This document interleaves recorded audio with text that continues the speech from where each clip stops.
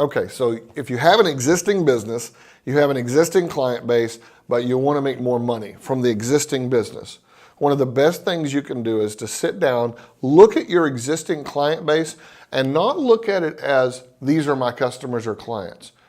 Look at the list and begin to look for who are the best clients. You can look for things like the ones that produce the greatest amount of revenue, come back and purchase the most often, or the ones that give you the most referrals, that never complain, or, like you have these ideal clients. A lot of people look at their client list and they try to group everybody in together, when if you, and what's difficult about that is if you also want to go out and produce more business just like that, it's hard to put a bead on who you're targeting, because in almost every business, we have pockets of types of clients, but you also have your best clients, the ones that bring you the most revenue. They're easy to sell.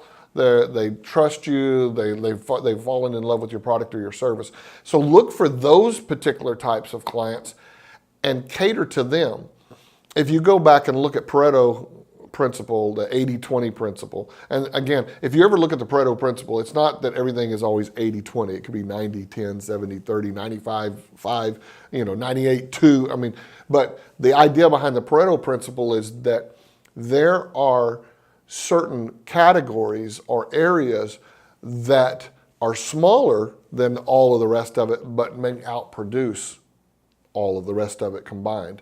And if you look at your client base that same way, very likely there's 10 or 20% of your client base that's producing 60, 70, 80% of your sales revenue or profits in your business. Look for those people and find ways to cater to them. So if you've already built a customer base, think about this. You've already spent money once. You've already expended that client acquisition cost. You generated the leads, you went through the conversion process, maybe you paid your salespeople for converting the sale, you paid commissions, all that. You got them in the door, got them on the phone, you got them in an appointment, you closed the deal, got them on your website, you closed the sale. Now they're your customer, but then once you identify this category of customers that's of the highest productivity, focus on them with special care. And what you'll find is that you can actually multiply that. The next thing to that is to try to model those best clients and go find more people just like them. All right, so I hope you enjoyed the video, and I hope your mind is just set off in all the different ways that you can use this strategy that you just learned.